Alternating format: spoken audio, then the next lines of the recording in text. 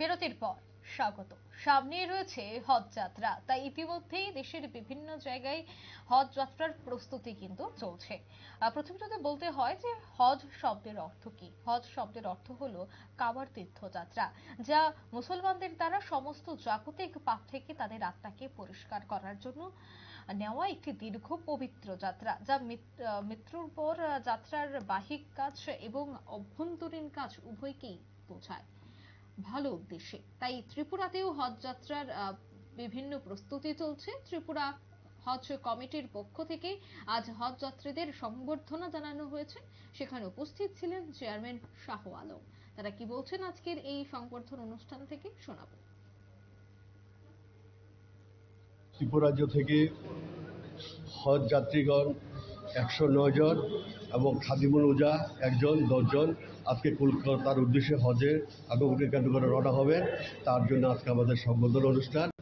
ত্রিপুরা রাজ্যের সবচেয়ে বড় গুরুত্বপূর্ণ বিষয় হলো খাদিমুল উজ্জা, যেটা হয়েছে এই প্রথম একজন সরকারি কর্মচারী হাজিদের গাইডের জন্য যাবে। তার জন্য আমি রাজ্য সরকার, কেন্দ্রীয় সরকারকে ধন্যবাদ জ্ঞাপন করছি। আমরা আজকের ফ্লাইট, হাজিদের ফ্লাইট 5টা, 7টা, 8টা 3টা ফ্লাইট যাবে, 3টা ফ্লাইটে। এবং তার সাথে আমাদের হজ কমিটির লোকেরা যাবেন, অফিস সরকারি কর্মচারী যাবেন।